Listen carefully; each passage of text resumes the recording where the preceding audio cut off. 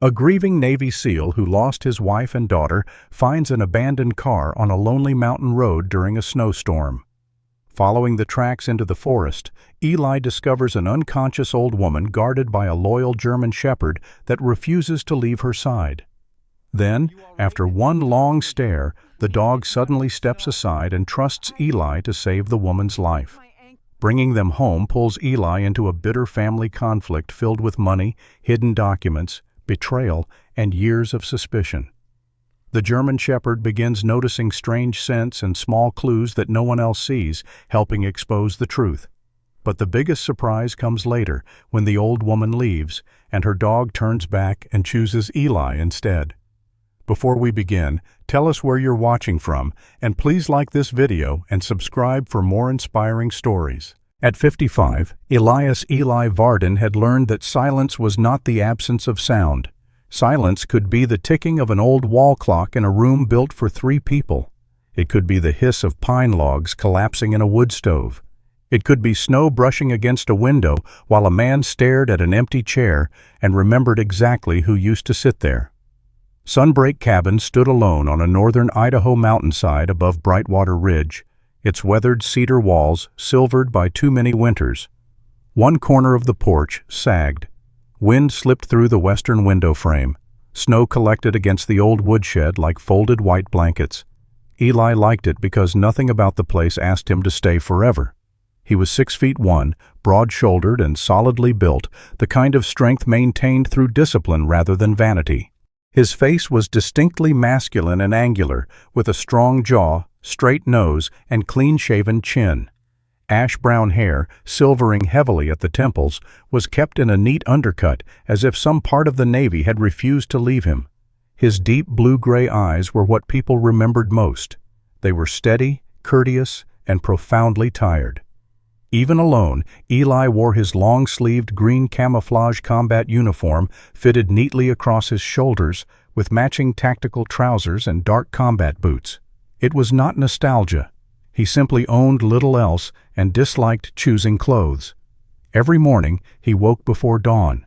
He folded his blanket, checked the doors, made black coffee, split wood. Then came the difficult part, the rest of the day. 2 years earlier, Eli had been preparing to leave the Navy SEALs after a long career built around responsibility, precision, and bringing people home. Then a highway accident had taken his wife, Claire, and eventually his daughter, Lucy.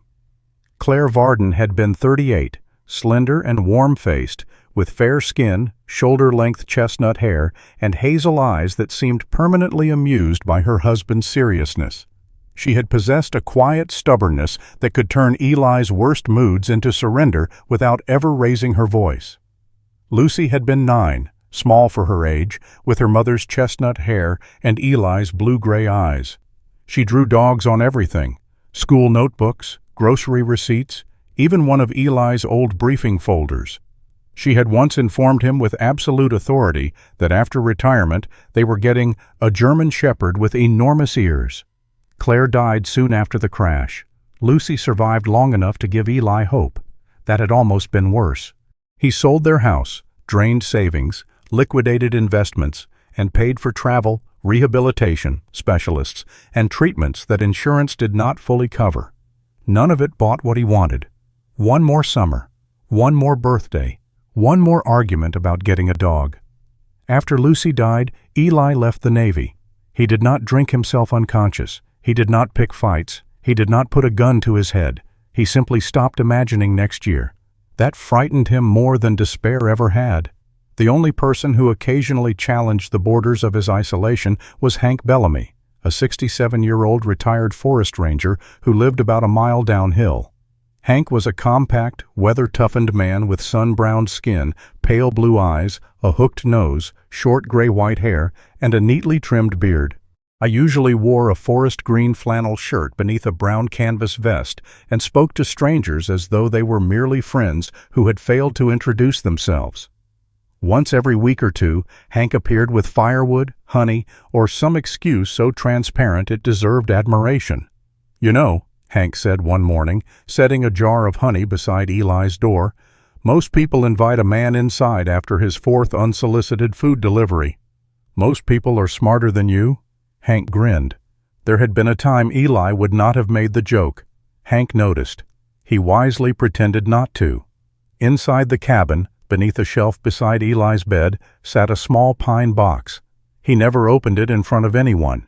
Inside were Claire's wedding photograph, one of Lucy's drawings, a pair of tiny red winter shoes, and the hospital bracelet bearing the name Lucy Varden.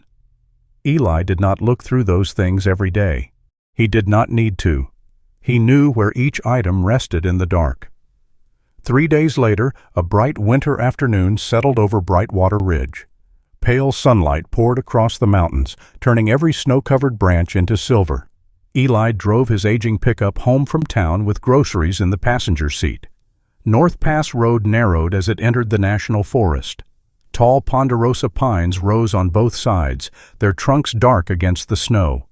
The first flakes began falling when Eli rounded a bend and saw the Subaru. It sat crooked along the shoulder, nose angled toward a snowbank. Hazard lights blinked. No exhaust came from the tailpipe. Eli slowed. He might once have continued, not because he lacked compassion, but because he had spent 2 years practicing the art of not becoming involved. Then he saw the open driver's door. He stopped. Something old and deeply trained awakened inside him. Eli parked several yards behind the Subaru and approached slowly. The interior was empty. A knitted glove lay near the door. On the passenger floor sat a canvas tote, a half-empty bottle of water, and a packet of dog treats. No blood, no obvious collision. Then Eli looked down. Footprints. Small boot impressions led away from the road.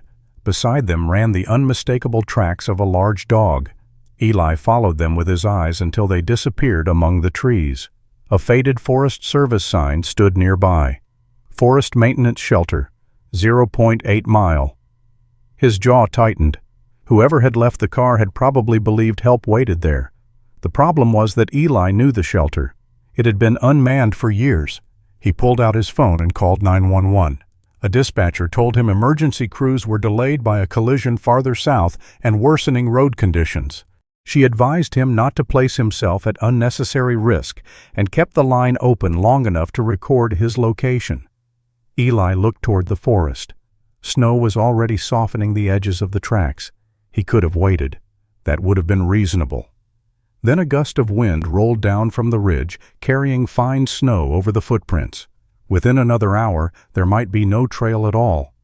Eli opened his truck, took a first aid kit, flashlight, insulated blanket, and spare thermal wrap. He entered the trees. About a third of a mile in, he noticed something strange. The dog tracks doubled back.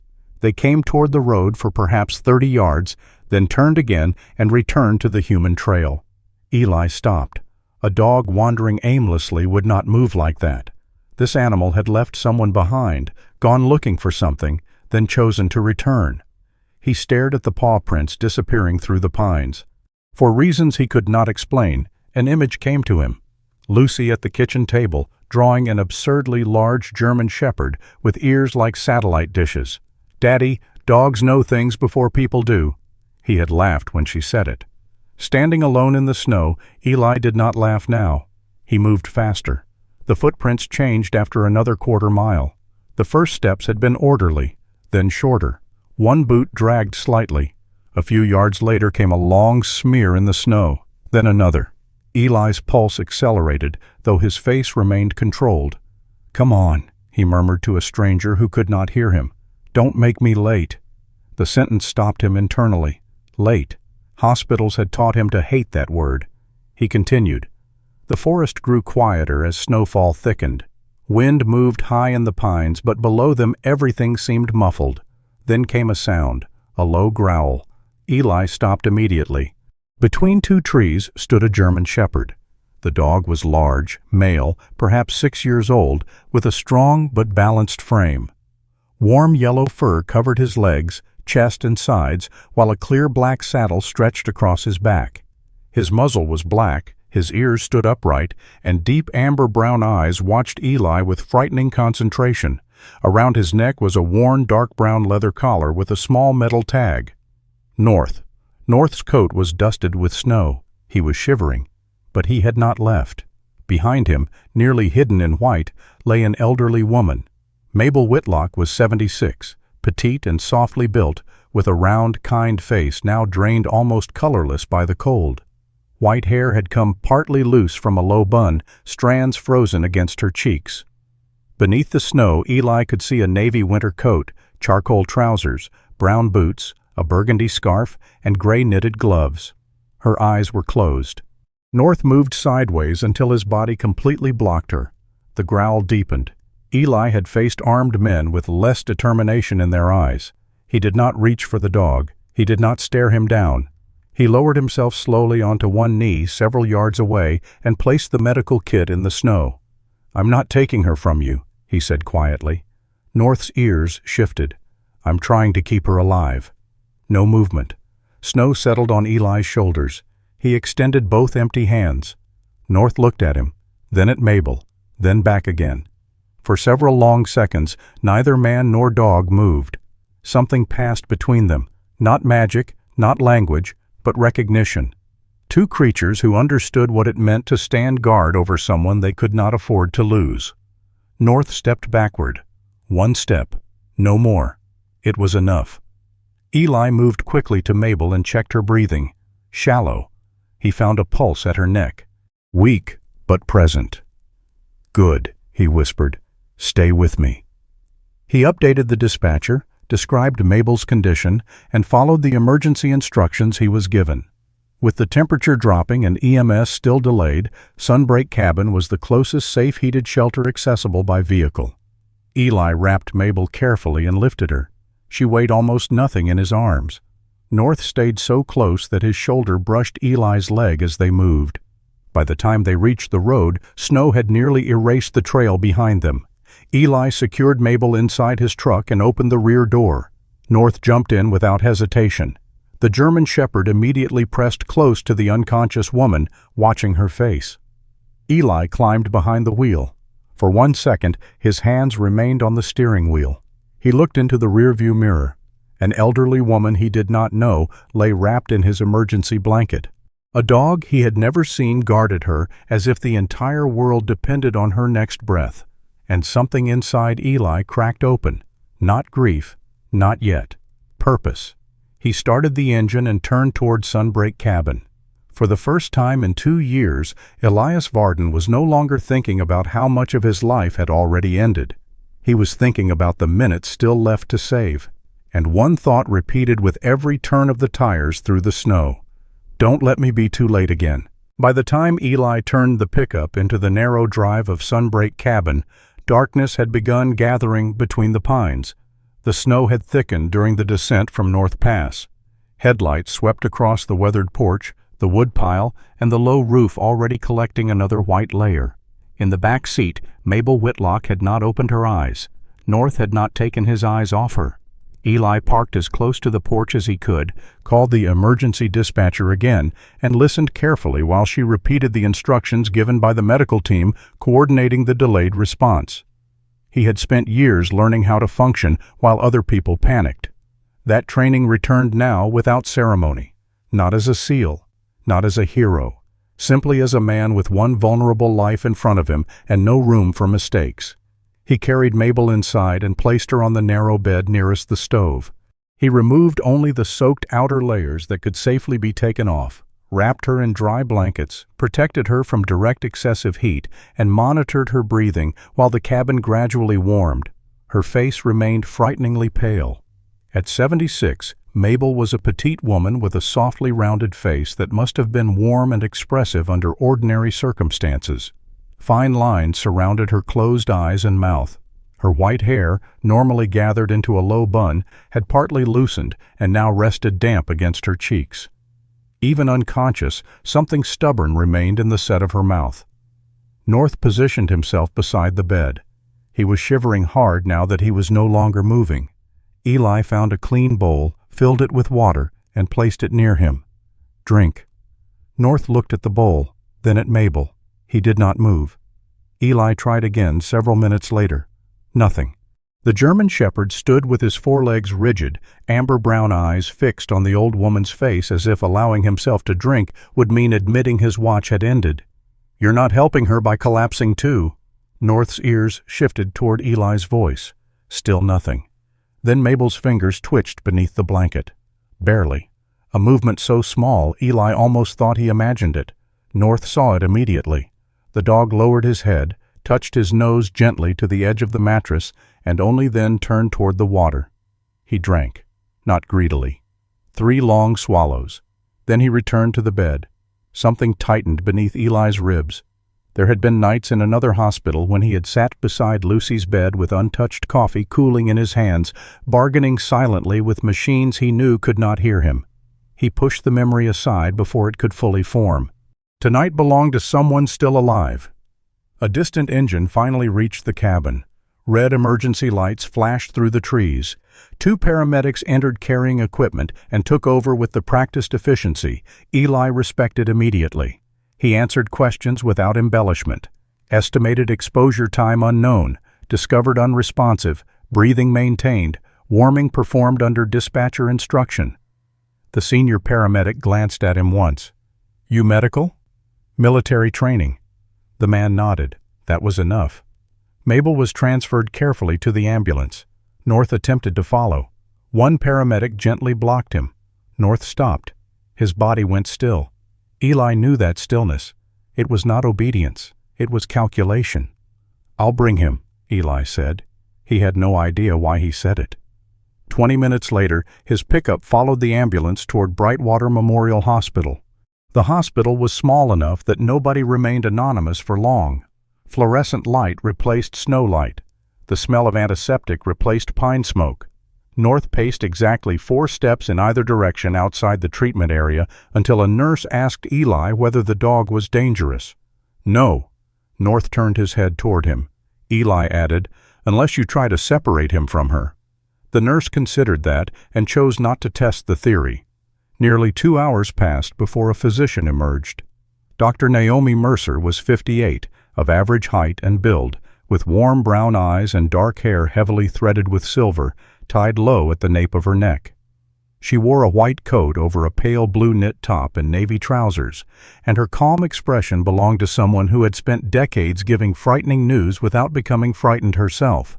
Naomi had been Mabel's family physician for more than 15 years, and long familiarity had taught her that kindness worked better on Mabel than authority, though neither worked reliably. You're Mr. Varden? Eli. She's stable. He did not realize how tightly he had been holding his jaw until it relaxed. Naomi continued. Her temperature was dangerously low, but there are no immediate signs of severe lasting injury. Bringing her into shelter when you did mattered. Eli nodded once. What happens now? We monitor her. Then we argue with her. Eli looked at Naomi. The doctor sighed. You haven't met Mabel awake yet. From behind Eli came a soft thump. North had sat down. Naomi looked at him and smiled. And apparently neither of us is in charge anyway. Mabel regained full awareness just before dawn. Her first words were not elegant. Where is my damn dog? A nurse appeared in the doorway, trying very hard not to smile, but entered the room. The change in him was immediate. The vigilant stiffness disappeared from his shoulders. He crossed directly to the bedside and pressed his head under Mabel's hand. Her fingers moved weakly through the fur between his ears. There you are. Only after several seconds did she notice Eli standing near the wall. Mabel studied him. Her eyes were gray-green, sharp despite exhaustion. You the one who dragged me off that mountain? Eli folded his arms. North did most of the convincing. Mabel looked down at the dog. No, North doesn't convince people. She scratched beneath his collar. He decides who's worth trusting. For some reason, Eli did not know what to say to that. Later that morning, Naomi permitted Mabel a little food and considerably less conversation than Mabel wanted. Naturally, Mabel ignored the second instruction. The story came out gradually. The evening before the accident, she had hosted dinner for her 3 children. Trenton Whitlock, 51, was the eldest, a broad, heavy-shouldered man with a square jaw, short dark hair going silver at the sides, brown-gray eyes, and the permanent crease between his brows of someone who believed responsibility was a burden nobody else carried correctly. He ran a regional construction company and had recently become more anxious about money than Mabel had ever seen him. He had asked her to guarantee a substantial business loan. His sister had objected immediately. Celeste Whitlock Hale, 47, was tall and slender, with chestnut-brown shoulder-length hair, high cheekbones, cool gray-blue eyes, and the composed posture of a woman accustomed to professional rooms where hesitation was considered weakness. She had built a successful career managing nonprofit finances and believed systems were safer than emotions. Celeste wanted Mabel to place more assets under professional trusteeship. Mabel heard something else. "You are too old to make your own decisions." Then there was Bryce. At 43, Bryce Whitlock was the youngest and outwardly the easiest to like. He was lean, well-groomed, clean-shaven, with dark brown side-swept hair, hazel eyes, and a practiced smile that could make disagreement feel temporarily impolite. He had always been the peacemaker as a child. Lately, however, his humor had developed an edge. According to Mabel, he spent the dinner repeating old accusations each sibling had once made about the others. Not enough to start the fire, just enough to keep adding wood. Eventually, Mabel had placed both palms on the table. "I raised 3 children," she had told them. "I do not remember raising 3 inheritance attorneys." Then she put on her coat, called North, and left. The Subaru failed 40 minutes later. Mabel had done the sensible thing at first. She remained inside. She wrapped herself in a spare blanket. She tried her phone repeatedly. No signal, no passing vehicles. After nearly 2 hours, the cabin of the car had become bitterly cold. Then she noticed the Forest Service sign. Less than a mile. She remembered the shelter from years earlier and assumed someone might still maintain it. North did not like the idea. "He kept blocking the driver's door," Mabel admitted. Eli stared at her. "And you ignored him." "I'm 76. Ignoring good advice is one of the few luxuries age provides." "You nearly died." "Yes." Her humor disappeared. "I know." That quiet admission changed the room. Mabel looked toward the window. "I thought I could make it." She swallowed. "I've spent my whole life thinking I could make it." That afternoon came the moment Eli would remember long after the hospital itself blurred into memory. Mabel had fallen asleep. North lay beneath her bed. Eli stood near the doorway preparing to leave. His obligation was finished. She had doctors. She had family. She had a dog. There was no reason for him to remain. He reached for the door. North suddenly stood. The German shepherd crossed the room and placed himself directly in Eli's path. Not threatening, not blocking him aggressively, just standing there. Eli moved left. North moved left. He tried right. North matched him again. Eli stared down. "You have got to be kidding me." North looked toward Mabel, then back at Eli. From the bed came a tired voice. "He's never done that before." Eli turned. Mabel's eyes were barely open. "He knows I'm safe," she whispered. A pause. "So maybe he's not staying for me." For several seconds the room seemed strangely still. Eli felt the old instinct to dismiss the thought. Dogs recognized stress, routine, scent, body language, nothing mystical, nothing destined. Still, North remained between him and the door. Eli returned to the chair. North immediately lay down. Mabel smiled without opening her eyes again. 2 days later, Naomi announced that Mabel could leave the hospital under one condition. "She doesn't stay alone." Mabel frowned. "I stayed alone perfectly well for 15 years. You also nearly froze beside a forest trail." "A temporary administrative error." Naomi ignored her. By noon, all 3 Whitlock children had called. Trenton offered his guest room. Celeste offered a private caregiver at her home. Bryce offered to move into Mabel's cottage himself. Mabel rejected each proposal. No. No. Absolutely not. Eli, who had made the mistake of being present for this process, finally said, "There are extended stay rooms in town. Hire a caregiver for a week." Mabel turned toward him. "I have a cheaper solution." Eli already disliked the expression on her face.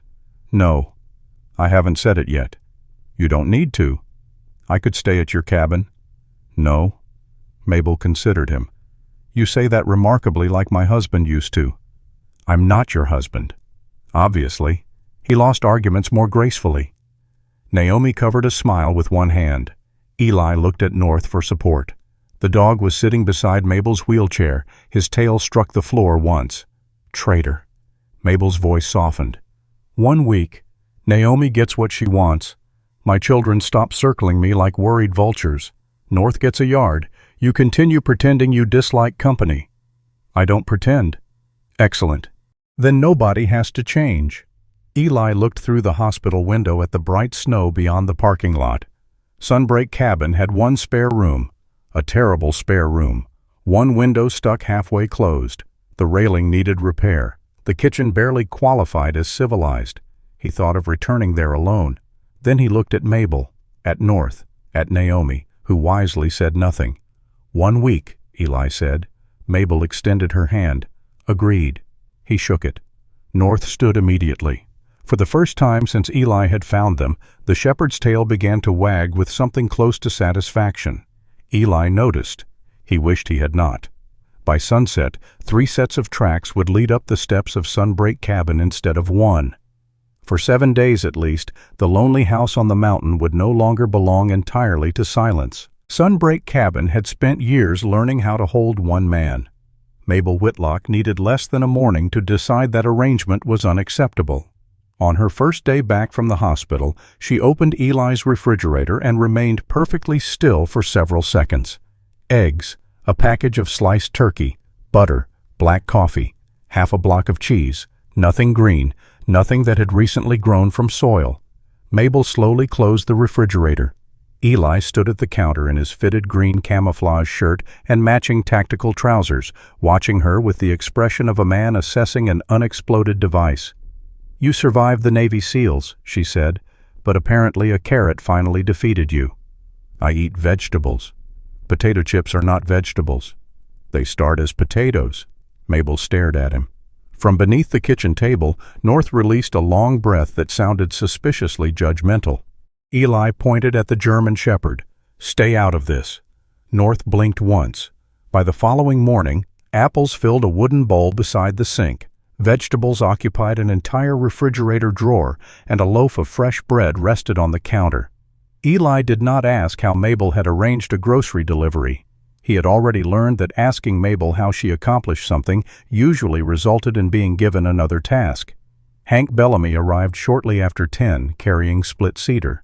The 67-year-old retired ranger stopped in the doorway when he saw the kitchen. Then he saw Mabel. Then the vegetables. His pale blue eyes widened with theatrical admiration. Finally, he said, someone has taken command of the base. Mabel adjusted the burgundy scarf around her shoulders. I'm not commanding anything. I'm preventing scurvy. Hank laughed so loudly that North came trotting in from the porch to investigate. Eli nearly smiled. Nearly. Mabel noticed anyway. She noticed most things. 1 week became 12 days because Dr. Naomi Mercer insisted Mabel's strength had not fully returned. 12 days became 3 weeks after Naomi decided icy roads made returning to the cottage unnecessarily risky. By then, Mabel had stopped discussing departure dates. So had Eli. The cabin quietly adapted. The first repair was the stair railing. Mabel grabbed it one morning and the entire thing shifted 2 inches. Eli stared at it as though personally offended. By sunset, he had replaced the loose supports. The next day he noticed cold air leaking through the guest room window. He repaired the frame, then a warped porch board, then a cabinet hinge, then the weather stripping around the back door. Every job had the same explanation. It's temporary. Mabel began referring to that phrase as Eli language for permanent. North became his shadow during the work. The 6-year-old German shepherd followed Eli to the woodshed each morning, yellow and black coat bright against the snow. He watched the axe rise and fall from a safe distance, ears upright, amber-brown eyes tracking every movement.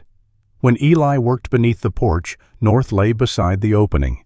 When Eli climbed onto the roof, North sat below and stared upward with what Mabel described as the expression of a building inspector who expects lawsuits. And whenever Eli drove toward Brightwater, North waited near the window until the pickup returned. Eli pretended not to notice. That pretense fooled nobody. One night, sometime after 2 in the morning, Eli woke with his hand gripping the edge of the mattress. His breathing was too fast. The room was dark. For a few confused seconds, he smelled hospital disinfectant instead of cedar smoke. He heard the phantom rhythm of a heart monitor, saw Lucy beneath a white blanket. Then the cabin returned. Walls, window, snowlight, silence. Eli sat upright and forced his breathing down. He had become good at surviving memories without making noise. When he opened his bedroom door, North was lying across the hallway. The shepherd raised his head. No whining, no excitement, no attempt to climb into Eli's lap. He simply watched. Eli leaned against the doorframe. "You're becoming a habit." North's ears tilted slightly. After a moment, Eli sat on the floor. North remained beside him. Neither moved for several minutes. Eventually, Eli rested one forearm across a bent knee and listened to the stove settle in the next room. For the first time in 2 years, one of his bad nights had another heartbeat inside it. That difference was smaller than hope, but it was something. Mabel learned about Claire and Lucy several days later, not because she asked. Eli was repairing the shelf beside his bed when one bracket slipped. The pine keepsake box fell. Its lid opened when it struck the floor. Mabel, passing through the doorway with folded towels, stopped immediately. A wedding photograph lay face up. Beside it rested a child's red winter shoe, a drawing folded in quarters, and a hospital bracelet. Mabel did not bend down, did not read the bracelet aloud, did not offer sympathy. She simply placed the towels on a chair and left the room. That restraint affected Eli more deeply than questions would have. That evening he found her sitting beside the stove. North slept near her boots. Eli carried the box. He sat opposite her. Claire wanted mountains. Mabel looked up but remained silent. She grew up in Ohio. Said everything was too flat. A faint smile touched Eli's mouth. She used to tell me mountains made people remember they weren't the biggest thing in the world. He showed Mabel the photograph. Claire had been 38 when she died, slender, fair-skinned, with shoulder-length chestnut hair and hazel eyes that always seemed moments away from laughter. She would have liked this place, he said. Then he picked up Lucy's drawing. A German shepherd covered most of the page, enormously out of proportion to the tiny house beside it. Lucy wanted one. Mabel looked at North. Eli followed her gaze. "I told her we'd get a dog after I retired." His voice weakened almost imperceptibly. "I thought we had time." The room fell quiet. Mabel did not tell him to stop blaming himself. She did not tell him everything happened for a reason. Instead, she said, "Love doesn't have to disappear for you to keep living." Eli looked at the fire. "No. Sometimes people confuse moving forward with leaving someone behind." He did not answer, but he carried the sentence with him. 2 days later came a moment Mabel never mentioned afterward. Eli had left the keepsake box temporarily on the low table while repairing the shelf again. North wandered into the room. The shepherd approached the box and sniffed cautiously. One of Lucy's little red shoes sat beside it. North lowered his head. He touched the shoe once with his nose. Then he stepped backward and sat beside Eli's dark combat boot. Small red shoe, large black boot, German shepherd between them. Eli froze. North did nothing more. There was no impossible recognition in the dog's eyes, no supernatural sign. A dog had smelled something unfamiliar and sat beside the person he trusted. That was all reason required. Yet Eli remembered the drawing, the ridiculous ears, the promise. For several seconds he could not breathe properly. Mabel appeared at the far end of the hallway. She saw the three of them. She said nothing. Eli eventually picked up the shoe and returned it carefully to the box. But that evening, for the first time, he left the photograph of Claire and Lucy outside the box. He placed it on the repaired shelf. Winter began loosening its grip. 1 month became nearly 2. Mabel regained her strength but continued spending most of her time at Sunbreak Cabin. Eli stopped asking when she planned to leave. Meanwhile, his world slowly expanded beyond the property. He repaired Hank's damaged fence after a fallen pine crushed one section. When Hank tried to pay, Eli refused. He replaced 2 broken steps for an elderly widow named Ruth Calder, an 81-year-old woman with short white curls, a tiny frame, and an energetic voice entirely too large for her body. Ruth insisted on paying him in blueberry muffins. Eli lost that negotiation. At a gas station outside Brightwater, he noticed a young veteran struggling with a flat tire. The man introduced himself as Noah Granger, 32, a former Army medic with a lean build, sandy blonde hair, a short beard, and a guarded expression that softened only when Eli avoided asking why he had left the service. Eli helped change the tire. Noah offered money. Eli declined. Mabel watched these things. She saw something Eli could not. His problem was never that he had nothing useful left to give. His problem was that nobody had given his usefulness somewhere to go. One clear morning, a dark sedan climbed the mountain road. A woman stepped out carrying a structured leather document case.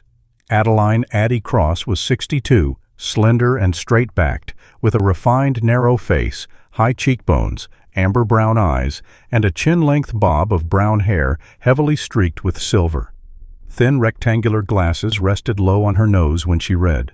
Her navy blazer, ivory blouse, charcoal trousers, and black loafers were immaculate despite the muddy driveway. Addie had handled Mabel's legal affairs for nearly 20 years. She had the unsettling calm of someone who never raised her voice because she had never needed to. Eli disliked the document case immediately. "What is this?" Mabel poured coffee. "A conversation." "That case says otherwise." Addie almost smiled. They sat at the kitchen table. Mabel explained that she had contacted the owner of Sunbreak Cabin. The cabin and several acres below it were available for sale. Eli's expression hardened. "No," Mabel continued. "I haven't asked the question. I know where it's going." "You often do that. It must make conversations exhausting." Eli pushed back from the table. "I'm not taking a house from you." Addie finally spoke. "No one is proposing that." She opened the case. The property would be purchased through a legally structured trust. Mabel would not simply hand Eli the deed. Professional oversight would remain independent. Then came the real proposal. Mabel wanted the lower acreage developed gradually into a small transitional retreat for veterans struggling to adjust to civilian life and, where appropriate, retired working dogs. She already had a name: Northlight Haven. Eli looked at North. The shepherd was asleep near the stove, completely indifferent to the possibility of having an institution named after him. "I'm not qualified to run a charity." Mabel raised an eyebrow. "You were qualified to lead men into places most people spend their lives trying to avoid." "That's different." "Exactly." Eli stood. "No." This time nobody argued. Addie closed the folder. Mabel changed the subject. For 3 days, nobody mentioned Northlight Haven. On the third afternoon, Eli sat on the porch. Snowmelt dripped steadily from the roof. North slept in a patch of pale sunshine beside him. Below the cabin stretched several acres of unused land. Eli imagined nothing. Then, unwillingly, he imagined one small cabin. A workshop. Maybe a place where a man like Noah Granger could arrive without explaining himself first. He stared at the land for a long time. Mabel stepped onto the porch behind him. Eli did not turn. "One cabin." She waited. "That's all." Mabel's smile appeared slowly. "One cabin." Eli looked down at North. The German shepherd opened one amber eye, then closed it again. For once, the future did not look like something Eli had betrayed by surviving. It looked like an empty piece of ground, and perhaps something could still be built there. The first vehicle reached Sunbreak Cabin at 9:17 on a Saturday morning. The second arrived 6 minutes later. The third came before Eli had finished deciding whether the coincidence annoyed him. 3 vehicles, 3 Whitlocks, none invited. Eli stood beside a stack of lumber near the lower slope, dressed as always in his fitted long-sleeved green camouflage combat uniform, matching tactical trousers and dark boots. The first experimental cabin for Northlight Haven existed only as stakes in the ground, measurements on paper, and an argument between Eli and Mabel about whether a porch needed rocking chairs before it had walls. North lifted his head from the melting snow. Mabel stepped onto the porch behind him. "Oh, wonderful," she said. Eli glanced at her. That didn't sound wonderful. It wasn't. Trenton Whitlock exited the first truck. At 51, he resembled a man built for construction sites who had gradually been forced into offices. He was tall and heavy through the shoulders, with a square face, broad jaw, short dark hair graying along the temples, and rough salt and pepper stubble. A brown canvas work jacket covered a dark red flannel shirt. Stress lived permanently between his brown-gray eyes. He walked toward Eli without greeting him. "You're Varden." "Usually. My mother bought this land because of you?" Mabel answered from the porch. "Good morning to you too, Trenton." His jaw tightened. The second car belonged to Celeste Whitlock Hale. She emerged composed despite the muddy driveway, tall and slender in a camel wool blazer over a charcoal turtleneck, black tailored trousers, and dark ankle boots. Her chestnut hair fell in a precise shoulder-length bob. High cheekbones and cool gray-blue eyes gave her a reserved elegance that could easily be mistaken for coldness. Celeste looked past Eli toward the surveyed land. "How much did you sign?" Mabel folded her arms. "Apparently we've abandoned greetings as a family tradition." Then Bryce arrived. He stepped from a dark SUV wearing an olive-quilted jacket over a navy quarter-zip, charcoal trousers, and polished brown boots. At 43, he was leaner than Trenton, clean-shaven, with dark side-swept hair and hazel eyes that seemed naturally friendly. "Can everybody stop for 30 seconds?" Bryce said, spreading his hands. "Nobody needs to turn breakfast into a federal hearing." He smiled at Eli. "Bryce, sorry about this." North stood, not dramatically, but immediately. The German shepherd moved from beside the porch and positioned himself between Bryce and Mabel. Bryce stopped. "Does he always do that?" Mabel glanced down. "No." Eli noticed. He also noticed that North had shown no comparable concern when Trenton marched forward angry or when Celeste approached with obvious suspicion. Still, Eli said nothing. A dog reacting differently to three people was not evidence of anything except being a dog. Trenton did not share that caution. "You've known her what? 2 months?" Eli's expression remained neutral. "Talk to your mother." "I am talking to the man living on property she suddenly decided to buy." "It wasn't sudden," Mabel said. Trenton turned. "You nearly died this winter. Then suddenly you're buying land and funding a veteran retreat with a man nobody in the family knows. I know him. For 8 weeks. Long enough to discover he listens better than my children." That landed harder than she intended. Celeste's face tightened. Bryce looked away. Eli disliked the direction immediately. This conversation shouldn't happen through me. For the first time, Celeste seemed to agree. "Fine, then show us the documents." A familiar voice came from the driveway. "You may review the appropriate documents with me." Addie Cross walked toward the porch carrying her dark leather case. Mabel had called her that morning after seeing the 3 vehicles climbing the road. The attorney wasted no time. Inside the cabin, Addie placed a carefully organized folder on the table. She explained that Mabel had been independently evaluated by Dr. Naomi Mercer after her hospitalization. There was no evidence of cognitive impairment. The purchase was structured through a trust. Eli was neither trustee nor beneficiary of Mabel's personal accounts. He had no access to her investment portfolio. He could not transfer, borrow against, sell, or personally encumber the property. A professional trustee would oversee funds intended for the project. Every material transaction required independent review. Celeste read each page twice. Trenton read only the sections involving Eli. Bryce barely looked at anything. Instead, he watched his mother. North watched him. When Addie finished, silence settled over the table. The simplest accusation had died. Eli had not taken control of Mabel's money, but the anger remained, which told him the money was not the whole problem. Later, Trenton found Eli outside carrying lumber. He helped without being asked. For several minutes they worked in silence. Then Trenton said, "My company's in trouble." Eli set one board down. Trenton stared toward the valley. 43 employees. Some of them have been with me 20 years. He rubbed a scarred hand across his jaw. Material costs went up. 2 commercial clients delayed payment. I took on debt expecting things to turn. They didn't. No. His anger had disappeared. What remained was fear. I'm not waiting for her to die so I can buy a boat. I asked her to guarantee a loan because if the company goes down, families go down with it. Eli understood the instinct. Responsibility could become dangerous when a man convinced himself that any action was justified by the people depending on him. You should have told her all of it. Trenton gave a humorless laugh. You ever tell someone you love that you failed? Eli thought of a hospital room. Yes. Trenton looked at him. Neither man continued. Celeste found Eli that afternoon. I know Trenton talked to you. He did. He thinks this is about his company. It partly is. Celeste crossed her arms. I found money moving through Mom's accounts last year. Eli looked at her. How much? Enough to notice, not enough to trigger panic. Withdrawals, transfers, then some of it returned. Did you ask her?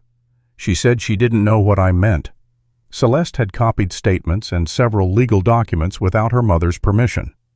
When Mabel discovered it, she accused Celeste of preparing to declare her incompetent.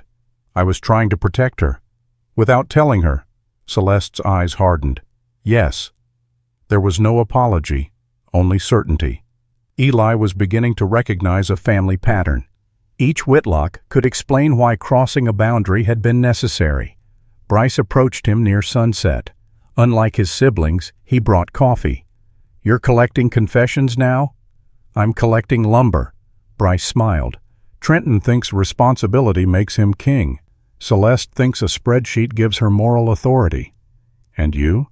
I keep them from killing each other. He said it lightly. Too lightly. You don't want anything from Mabel? Bryce's smile remained. I want my mother to stop spending her final years refereeing two adults. Something in the answer was technically reasonable. Something else felt rehearsed. Before Eli could decide why, North appeared from behind the woodshed. The shepherd stopped. His ears came forward. Bryce extended one hand. North did not approach. Instead, he moved toward Mabel, who was walking across the porch, and quietly stood between them again. Bryce withdrew his hand. That dog really doesn't like me. Mabel frowned. He used to. That was the first moment Bryce's smile disappeared, only for a second. But Eli saw it. The odd things began the following week. At first, they were too small to deserve suspicion. Mabel kept several folders in a locked cabinet inside the guest room. One afternoon, the box containing older estate papers was on a different shelf. Mabel assumed she had moved it. 2 days later, her appointment with Brightwater Community Bank had been changed from Thursday morning to Friday afternoon. Nobody remembered requesting the change. Then the camera covering the rear drive lost connection for 3 hours. Eli examined it. No obvious damage. It restarted normally. Any one event meant nothing. 3 began to feel like a pattern. Mabel became quieter. That worried Eli more than anger would have. One evening she sat at the kitchen table, turning a coffee mug slowly between her hands. There was a power of attorney 2 years ago. Eli waited. I found it in my papers. I didn't remember asking Addie to prepare it. Was it valid? She said it had never come through her office. Another time, money had disappeared from an account and been returned days later. Trenton blamed Celeste. Celeste blamed Trenton. Bryce had arranged the family meeting that supposedly reconciled everyone. Mabel stared at the dark window. I thought growing old would mean forgetting where I put my glasses. Her voice lowered. I didn't expect to start wondering whether my own children were making me doubt myself. Eli felt anger rise. Not the clean anger of combat, something colder, but he did not promise to solve it.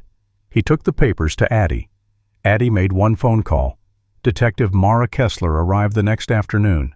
Mara was 44, tall and athletic without appearing imposing, with a lightly squared face, clear jawline, green eyes, and dark brown chin-length hair tucked behind one ear. She wore a slate blue shirt beneath a charcoal field jacket, black tactical trousers, and practical boots. Nothing about her presentation was theatrical. She had spent 16 years investigating crimes in communities where victims and suspects often knew each other. That had taught her something Eli immediately respected. She distrusted certainty. I don't care who seems suspicious, Mara said after hearing the story. Mabel raised an eyebrow. Comforting. I care what can be proved. Eli nodded. Mara noticed. You agree? Instinct tells you where to look. Evidence tells you whether you were right. For the first time, Mara looked mildly impressed. Good. Then don't investigate this yourself. I wasn't planning to. Former special operations people always say that. Mabel smiled into her coffee. 3 nights later, the rehook came without warning.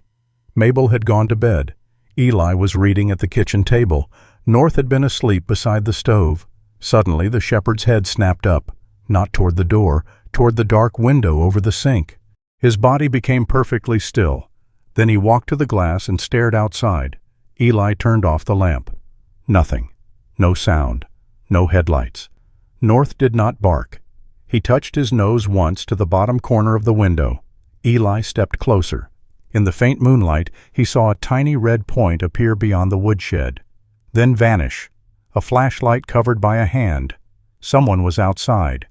North turned and seized Eli's sleeve gently between his teeth. He pulled once toward the back door. Not panic, direction. Eli felt the old machinery inside himself engage, but this time he did not reach for a weapon or disappear into the trees. He called Mara first, then he went outside. A figure near the storage shed saw him and ran toward the rear fence. Eli followed only far enough to confirm direction. He stopped at the tree line. Chasing an unknown person through snowy forest in darkness would gain nothing and risk destroying evidence. North was already working the perimeter. The shepherd moved along the fence, nose low, then stopped. A torn piece of dark fabric hung from a wire point, part of a glove. Eli did not touch it. 20 minutes later, Mara arrived. She photographed the area before entering the shed. Nothing expensive was missing. Power tools remained. Cash in a drawer remained untouched. Mabel's old jewelry box was still there. Then Mabel checked the metal document case. Her face changed. One thing. Mara looked up. My old will. Not the current estate plan. An outdated copy from years earlier. Gone. Mara looked at the untouched equipment, the open cabinet, then the fragment caught on the fence. Her expression became harder. Until tonight they had irregularities, family accusations, suspicious paperwork. Now someone had entered private property and taken a specific legal document. Mara closed her notebook. Now, she said, we have a case. By Monday morning, the Whitlock family had stopped arguing about whether something was wrong. Now they were arguing about who had caused it. Detective Mara Kessler refused to participate in either argument. The stolen document had transformed scattered suspicions into an official investigation, but Mara treated that distinction carefully. A missing will did not prove who had entered the shed. North's behavior did not identify a criminal. Family resentment was not evidence. So she began with things that did not have feelings: dates, records, transactions, cameras.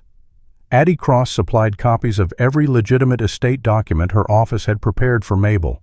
Eli provided footage from Sunbreak Cabin, maintenance records for the cameras, and a written timeline of visitors. Then Addie brought in someone who preferred numbers to people. Graham Pike was 55, about 5'9", lean almost to the point of looking narrow inside his charcoal cardigan. His clean-shaven face was long, with a high forehead, thin mouth, and dark brown eyes magnified slightly behind narrow black-framed glasses. Ash-gray hair was cut short and had begun thinning near the front. He wore a pale blue Oxford shirt, navy chinos, and brown leather shoes that looked painfully inappropriate for mountain mud. Graham was a forensic accountant. He had spent nearly 25 years following money through divorces, bankruptcies, nonprofit fraud, inheritance disputes, and businesses where everybody insisted the numbers were complicated when the truth was usually that someone hoped nobody would look closely enough. His personality matched his profession: patient, dry, almost impossible to impress. When Mabel asked whether he thought one of her children was stealing from her, Graham adjusted his glasses. I think your bank statements have numbers on them. Mabel stared. That was profoundly unhelpful. It keeps me employed. Even Eli smiled. For several days, Graham worked at Addie's office in Brightwater while Mara pursued the physical side of the case. The first useful discovery was not financial, it was digital. Trenton produced a series of anonymous emails he had received over the previous year. The messages suggested Celeste had been discussing having their mother declared incapable of managing her estate. Celeste went pale when she read them. Then she opened her own phone. She had received messages from an unknown account claiming Trenton was moving family assets into business ventures and preparing to pressure Mabel into guaranteeing his debts. Neither sibling had shown the messages to the other. Instead, both had quietly begun protecting themselves. Trenton watched Celeste because he thought she was preparing to take control. Celeste collected documents because she thought Trenton was preparing to take money. Each defensive action became proof of guilt to the other. Mabel sat at Eli's kitchen table listening. When the truth became obvious, she leaned back slowly. "You two spent a year fighting shadows." Celeste stared at the emails. Somebody knew exactly what to say. Trenton's face hardened. Somebody knew what we already thought about each other. That distinction bothered Eli. Manipulation worked best when it did not invent a fear. It simply fed one already living inside the room. North had become restless during the investigation. Not anxious, attentive. The German Shepherd frequently returned to the rear fence where the intruder had crossed the property.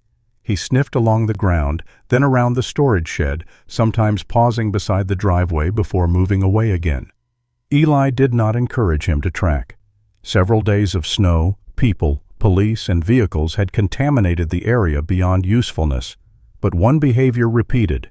Whenever North investigated the fence, he sneezed. Then he rubbed his nose against the snow. The first time, Eli assumed pine sap or exhaust. The third time, he crouched. There was a faint industrial smell around one wooden fence post. Petroleum. Something sharper beneath it. Cleaner, perhaps. Mara collected what samples remained. "No conclusions," she warned. "I didn't make one." "You were thinking one." "I'm allowed to think." Quietly. Mabel, watching from the porch, whispered to North, "I like her." 3 afternoons later, Bryce drove up the mountain. He said he had come to check on Mabel. North was lying in weak winter sunlight beside the porch. As Bryce's SUV rolled to a stop, the shepherd stood. Bryce climbed out carrying a paper bag of pastries. "I come bearing sugar. Surely that buys temporary immunity." Mabel accepted the bag. North ignored it. Instead, he walked slowly toward the SUV. His nose lowered near the rear quarter panel. Then he moved toward the cargo area. He sniffed repeatedly, sneezed, stopped. Eli felt the detail connect in his mind. Same reaction. Bryce noticed him watching. "What?" "Nothing." North continued sniffing. Bryce's smile tightened. "Your dog planning a vehicle inspection?" "He's Mabel's dog." "Could have fooled me." Eli did not open the SUV, did not touch it, did not ask Bryce to explain anything. After Bryce left, he called Mara. He reacted to Bryce's vehicle the same way he reacted near the rear fence. "That proves nothing." "I know." "Good." A pause. "Still useful to know." That was all. North had pointed toward a question. Humans would have to find the answer. The first real break arrived 48 hours later.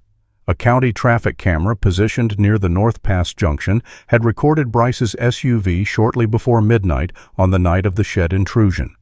When Mara questioned him previously, Bryce had said he had remained in Brightwater after dinner and never gone near Sunbreak Cabin. The camera did not prove he entered the property, but it proved he had lied about his location. Mara showed him the timestamp. Bryce stared at the photograph. "I went driving." "Why didn't you say that?" "Because with everything happening, I knew exactly how it would look." "Where did you go?" Bryce hesitated.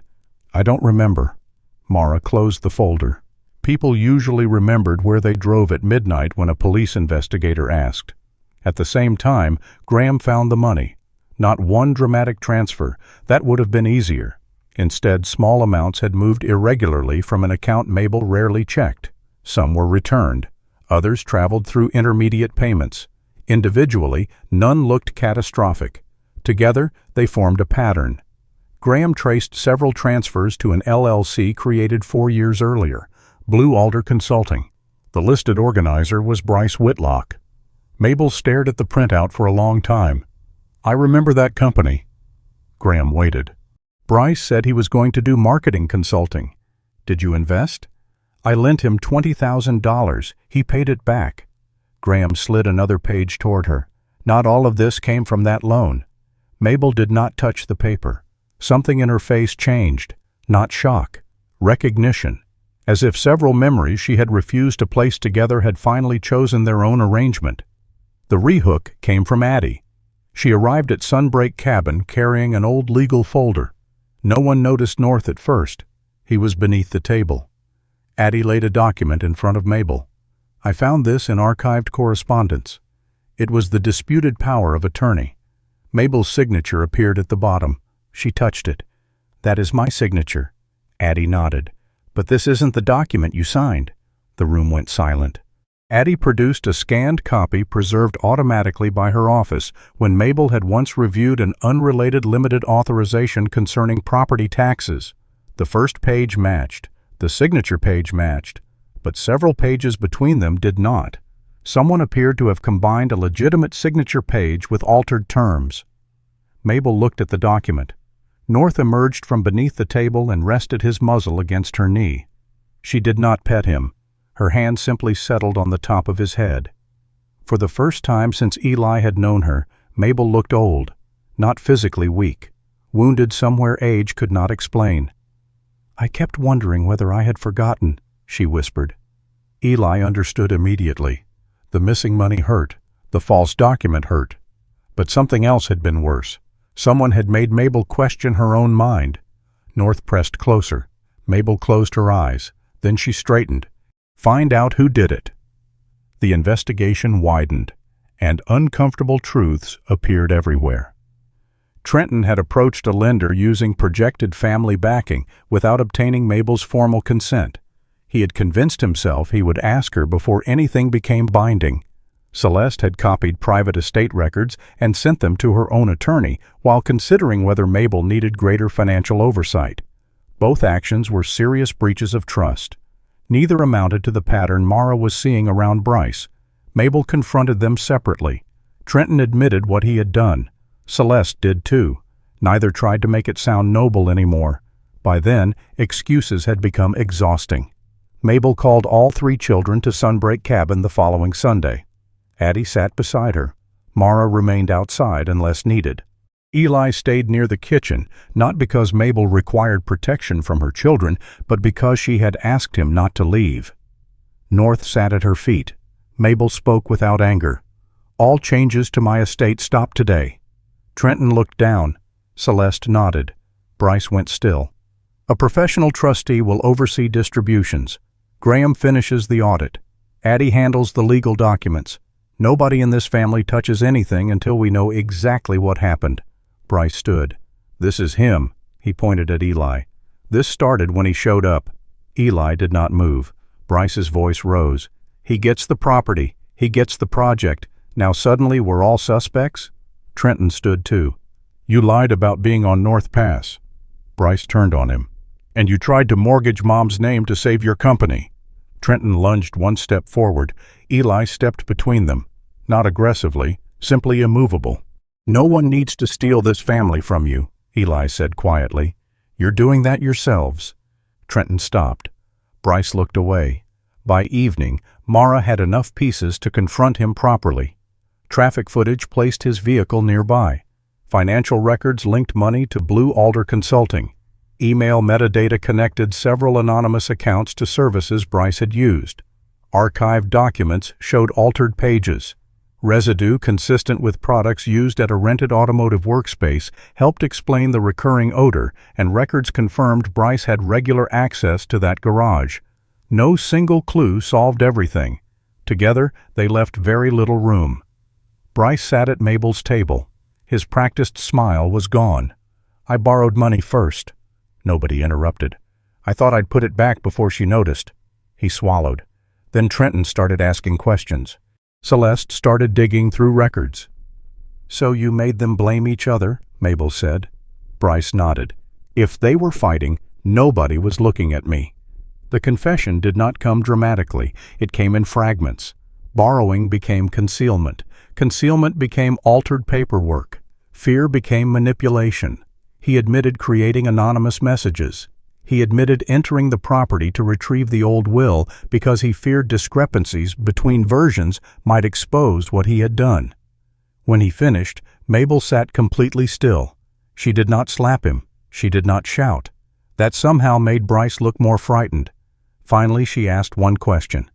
"How afraid were you, son, that destroying your family seemed easier than telling your mother you had failed?" Bryce opened his mouth. Nothing came out. North rested against Mabel's leg. Across the room, Trenton stared at the floor. Celeste folded her hands tightly in her lap. Bryce began to cry without making a sound. For the first time in years, all three Whitlock children sat together without accusing one another. There was nothing left to hide behind, only the truth, and the painful question of what people were supposed to do after it. Truth did not repair the Whitlock family. It merely stopped the damage from hiding. In the weeks after Bryce's confession, Sunbreak Cabin became quieter in a different way. There were no midnight arguments, no accusations over coffee, no angry vehicles arriving unexpectedly. Yet the silence no longer felt peaceful. It felt like the pause after a storm, when everyone stepped outside to see what was still standing. Bryce faced consequences first. Detective Mara Kessler made certain nobody confused remorse with immunity. Some of his actions involved unauthorized financial transfers, altered documents, deceptive communications, and unlawful entry onto private property. Those matters could not simply disappear because the victim happened to be his mother. Bryce cooperated. He gave investigators access to records requested through the proper process, identified accounts connected to Blue Alder Consulting, and agreed to arrangements requiring restitution while the legal case moved through the appropriate channels. He did not ask Mabel to intervene. That mattered to her, but not enough to erase what he had done. One gray morning, Bryce sat across from his mother at the cabin table. He looked different without the easy smile he once wore like armor. At 43, he was still handsome and clean-shaven, his dark brown hair neatly swept aside, but exhaustion had hollowed the skin beneath his hazel eyes. "I'm sorry," he said. Mabel stirred her coffee. "I believe you." Hope appeared in his face. Then she added, "That doesn't mean I trust you." The hope vanished. Mabel reached across the table and rested her hand over his. "Those are two different things, son." Bryce lowered his eyes. "I know." "No. You're learning." Trenton's consequences were less dramatic but no less painful. His construction company could not survive indefinitely on borrowed optimism. Instead of returning to Mabel for a guarantee, he sold a recreational property he had owned for 12 years and a restored pickup he loved almost embarrassingly much. He brought in an outside restructuring advisor, reduced the company's expansion plans, and personally met with senior employees to explain what had happened. Several projects were postponed. Nobody enjoyed it, but the company survived. One afternoon, Trenton arrived at Sunbreak Cabin in his brown canvas jacket and dark red flannel shirt, tossed a set of construction plans onto Eli's workbench, and said, "You were right." Eli looked at him. "About what?" Trenton frowned. "I don't know. Pick something." "I'm not saying it twice." Eli almost laughed. Trenton's pride remained intact. It had simply become less expensive. Celeste changed more quietly. She withdrew the legal preparations she had made regarding control of Mabel's finances and signed written acknowledgments supporting Addie's independent trustee structure. For a woman who trusted systems because people disappointed her, surrendering control was not easy. One evening she told Mabel, "I thought if I could manage everything, nothing bad could happen." Mabel looked at her daughter for a long moment. "That must have been exhausting." Celeste's eyes filled before she could stop them. It was the first time Mabel understood that control had never been Celeste's ambition. It had been her fear. The three siblings gathered again several weeks later. This time there was no investigation waiting outside. Mabel addressed them at the kitchen table. "Forgiveness isn't forgetting." Bryce lowered his gaze. "It isn't pretending consequences don't exist. And it certainly isn't handing someone the same key after they used it badly." She looked at each child in turn. "Forgiveness means giving someone the chance to prove that next time they will choose differently." Trenton nodded first. Celeste followed. Bryce took longer. Eventually he whispered, "I'd like that chance." Mabel answered simply, "Then earn it." Spring moved down Brightwater Ridge in patches. Snow retreated from southern slopes first. Meltwater filled the creeks. Pine branches shook free of ice. And below Sunbreak Cabin, Northlight Haven finally began becoming something that existed outside Mabel's imagination. The original agreement had been one cabin. That remained technically true for almost 11 days. Trenton examined Eli's modest plan and declared that building one structure without preparing utilities for future expansion was the kind of mistake amateurs make right before professionals charge them twice. By the end of the week, trenches were marked for shared infrastructure. Eli accused him of cheating. Trenton called it planning. Hank Bellamy volunteered to design walking trails and outdoor work areas. The retired ranger, with his sun-browned skin, pale blue eyes, gray-white beard, and battered brown canvas cap, seemed 20 years younger whenever someone handed him a map. Dr. Naomi Mercer began contacting regional veterans clinics and rehabilitation programs to understand what medical partnerships could realistically be offered. Addie handled governance, insurance, land use restrictions, and the 1,000 invisible legal details that kept good intentions from becoming expensive disasters. Celeste built a financial system where every major expenditure required dual review and where donors could see exactly how project money was used. Bryce was not permitted to control funds. He accepted that condition. Instead, he hauled lumber, painted siding, cleared brush, contacted businesses for in-kind donations under supervision, and discovered that asking someone to donate 50 sheets of plywood felt considerably more humbling than moving money across a screen. Eli watched all of them. Somehow everyone had begun treating him as the person who made final practical decisions. He repeatedly insisted he was not the founder. Mabel repeatedly ignored him. The rehook arrived on a warm afternoon when the first cabin had walls but no finished interior. A delivery truck came up the hill carrying furniture donated by a regional veterans organization.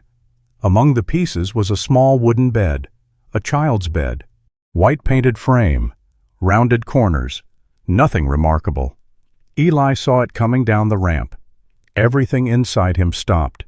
For a second he was no longer 55. No mountain, no lumber, no Northlight Haven. Only Lucy's bedroom, a yellow blanket, a storybook left open. Her voice from somewhere behind him asking whether a German shepherd could sleep on her bed even though Mom had already said no. Eli set down the drill in his hand. Trenton noticed. "You okay?" Eli did not answer. He walked away. Nobody followed him immediately. Nobody except North. The German shepherd left the shade beneath the porch and fell into step behind him. They descended past the construction site, crossed a narrow stand of pines, and followed an old path toward the lake. Brightwater Lake lay almost perfectly still. The mountains reflected across its blue surface. Eli sat on a flat stone near the shore.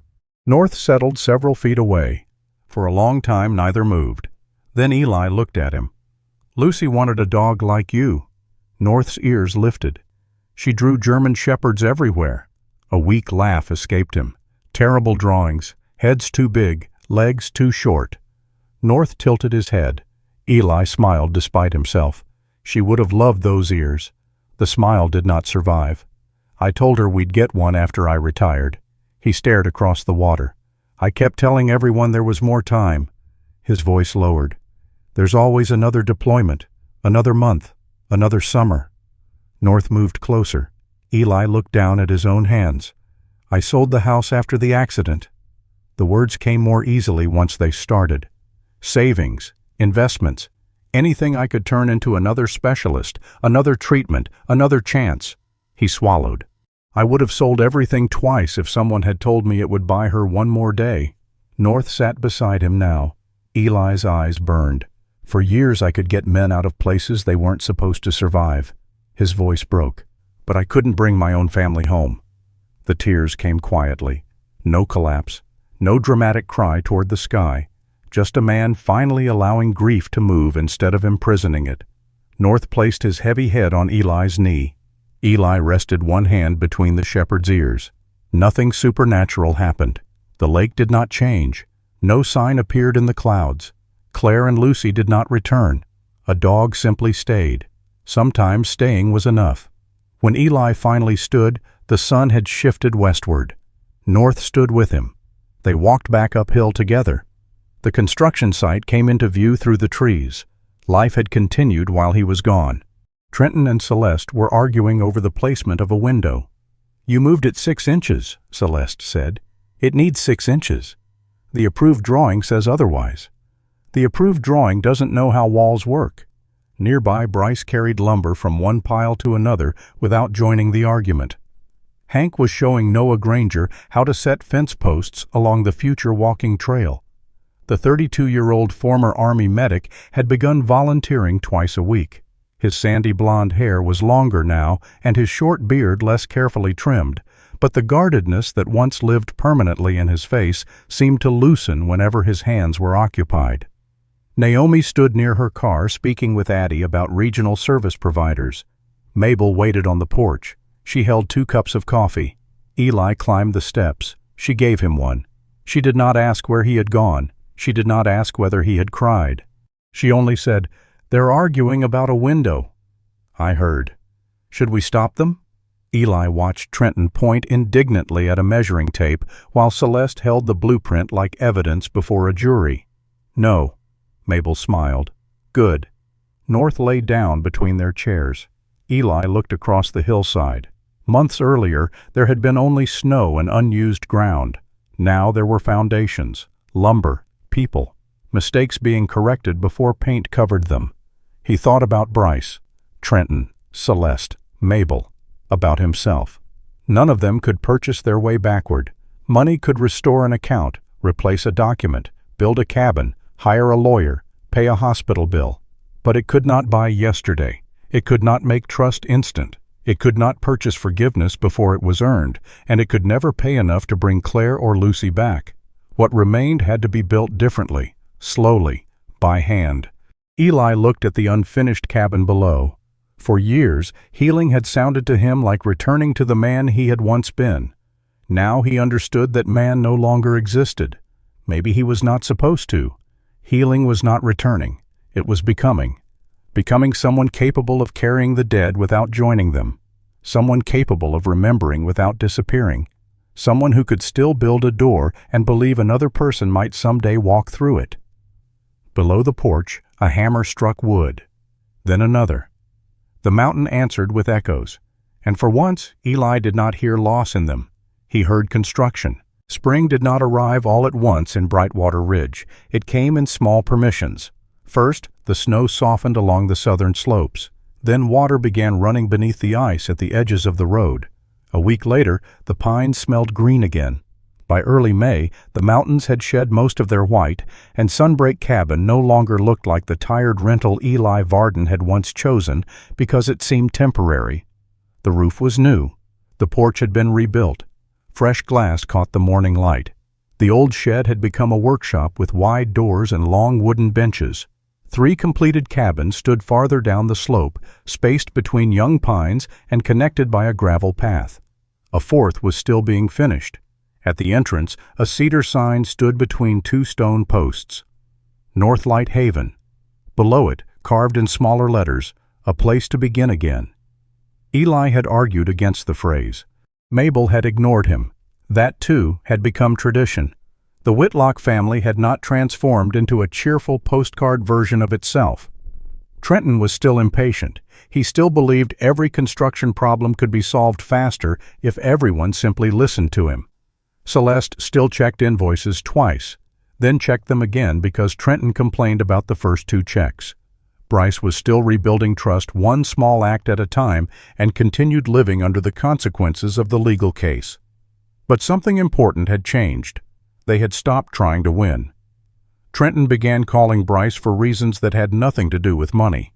The first time he asked whether Bryce knew how to repair an old planer motor. Bryce did not. They spent 3 hours failing together. Celeste began visiting Mabel for dinner without folders, account statements, or questions about trustees. At first, she seemed uncomfortable having nothing to manage.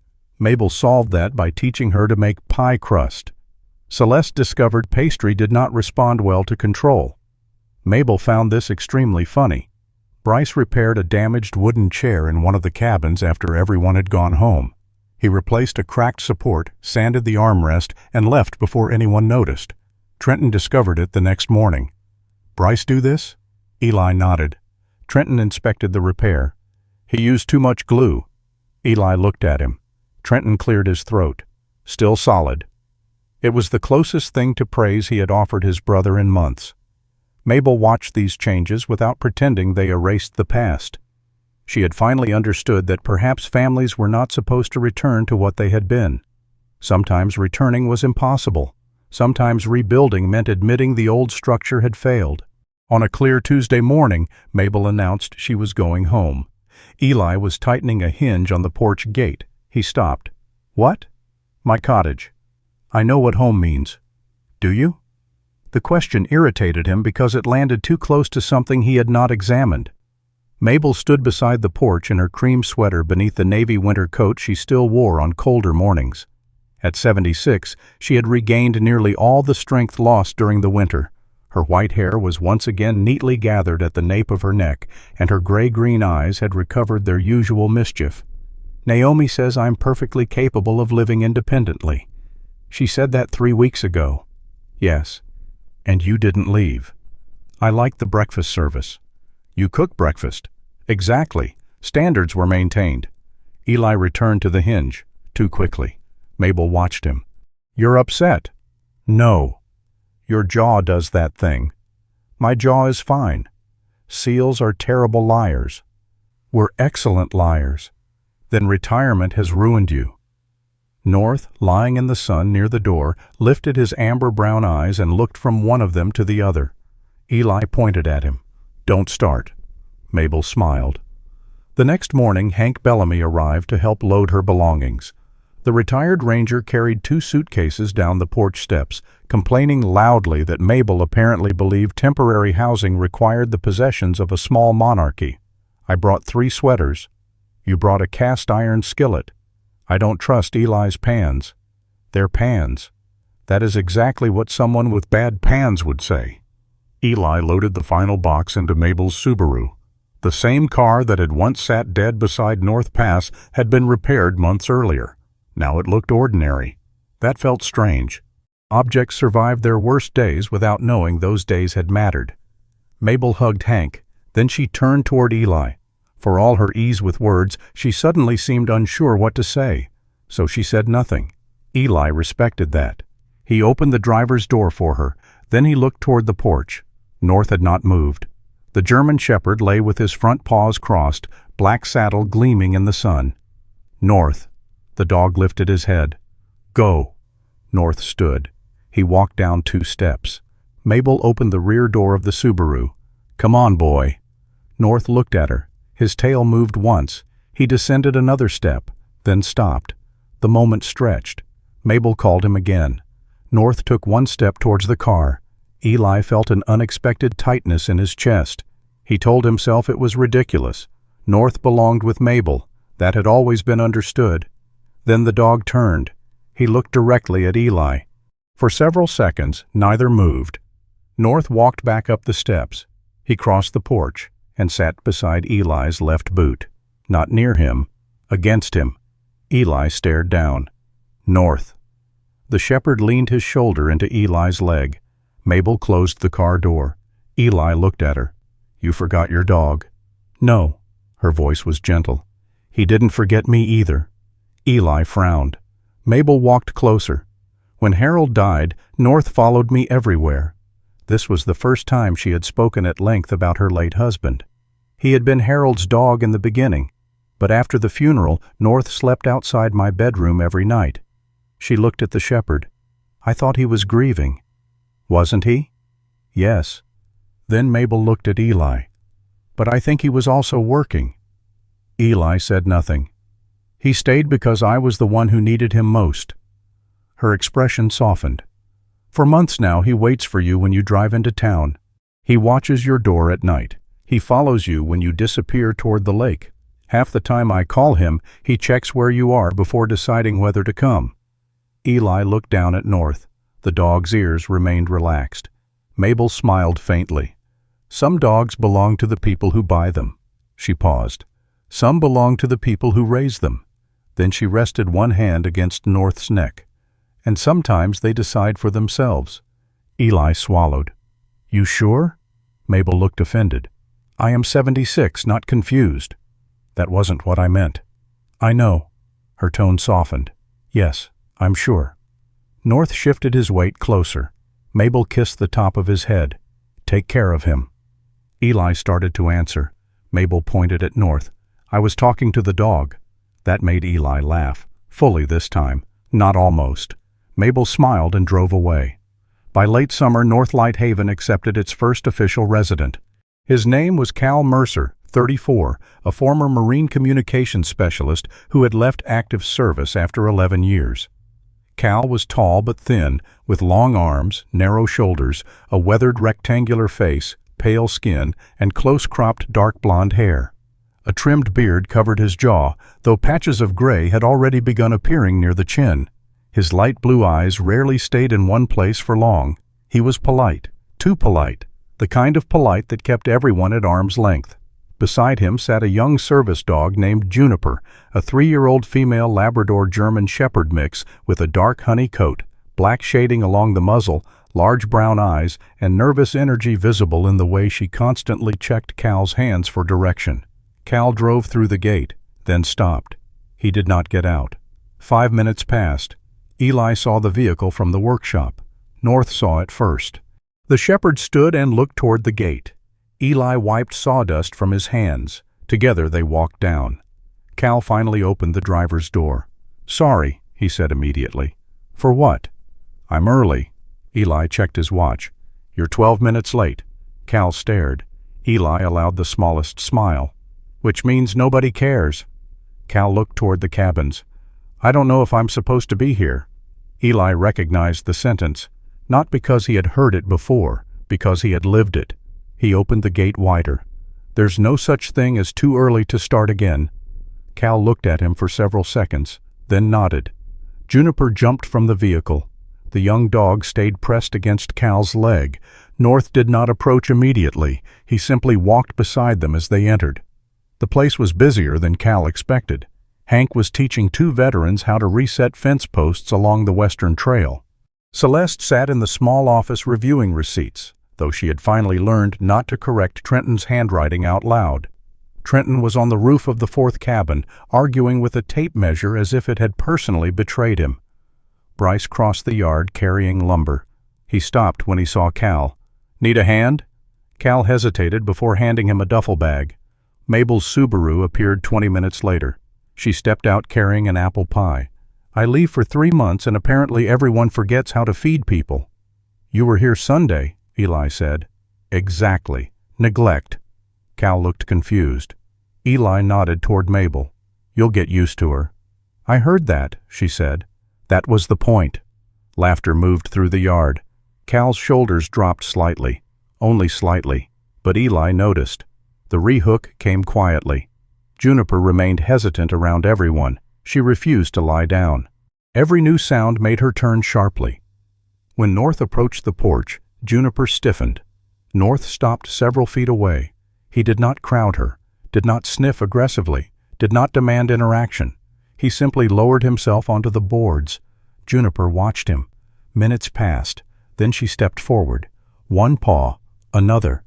North shifted several inches to his right, a simple movement. He made space. Juniper lowered herself beside him. Cal stared.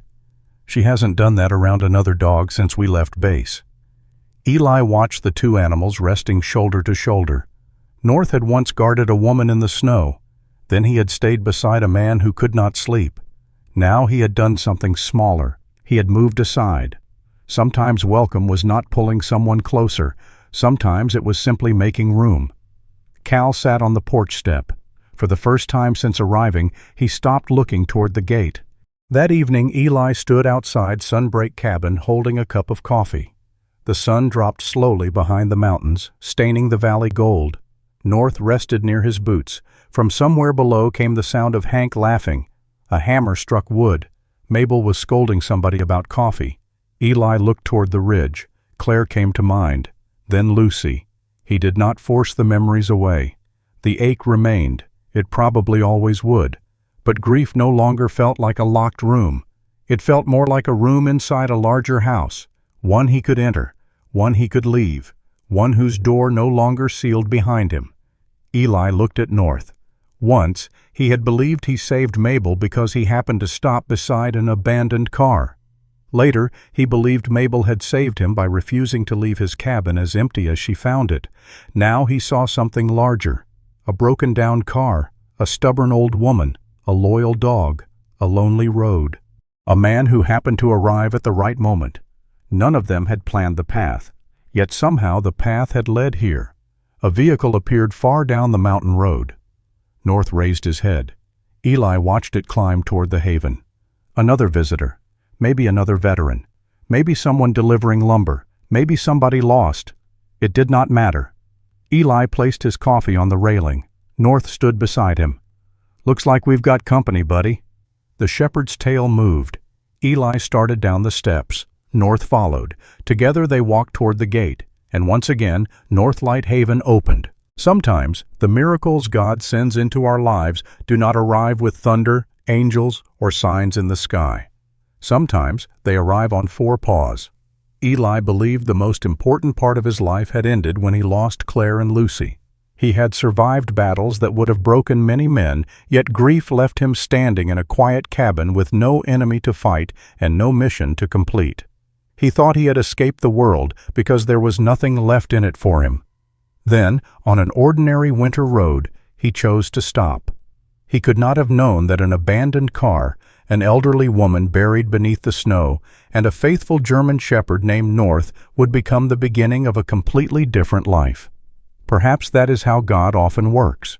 We ask for a miracle large enough to erase our pain, while God may instead place one person, one animal, one unexpected responsibility, or one small act of kindness in our path and quietly say, "Begin here." Eli could not bring his wife and daughter back. Mabel could not undo the mistakes of her children. Bryce could not erase the harm his fear had caused. None of them could purchase yesterday, no matter how much money they possessed. But they could choose what happened tomorrow. That may be one of the greatest lessons of this story. Healing does not require us to forget the people we have lost. Moving forward is not betrayal. The heart has an extraordinary ability to carry grief and love at the same time, and forgiveness does not mean pretending that wrongdoing never happened. Real forgiveness leaves room for truth, responsibility, consequences, and then, when possible, another chance to choose better. North understood something the people around him took much longer to learn. When someone was hurting, he stayed. When someone was frightened, he stayed. When someone needed space, he made room. And when the time finally came to choose where he belonged, he stayed beside the man who needed him most. Maybe there is someone in your life carrying a burden you cannot see today.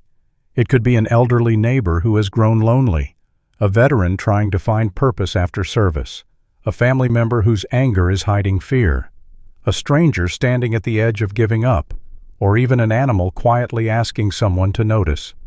You may not have enough money to change their life. You may not know the perfect words. You do not need either. Sometimes a phone call matters. Sometimes a meal matters. Sometimes opening a door matters. Sometimes simply refusing to walk past someone who needs help becomes the answer to a prayer you never knew they had whispered. And sometimes, while you believe you are rescuing someone else, God may be using that very act to rescue something inside you. If this story touched your heart, please share it with someone who may need a little hope today. Tell us in the comments where you are watching from, and if you feel comfortable, share a moment when a person, an animal, or an unexpected act of kindness entered your life at exactly the right time. And if you believe stories about loyalty, faith, second chances, veterans, and the extraordinary bond between people and animals deserve to be told, please subscribe to the channel and join us for the next story. May God bless you and your family. May He protect the people you love, strengthen you during the seasons when the road feels lonely, and give you the courage to recognize the doors He opens even when they do not look like the doors you prayed for. May He bring comfort to those who are grieving, companionship to those who feel forgotten, forgiveness to families that have been divided, and purpose to every person who believes their best days are already behind them. And when someone crosses your path needing kindness, may God give you the heart to stop. Because sometimes the smallest act of compassion becomes the beginning of a miracle. God bless you, and may you never forget that as long as there is love left to give, there is still a reason to begin again.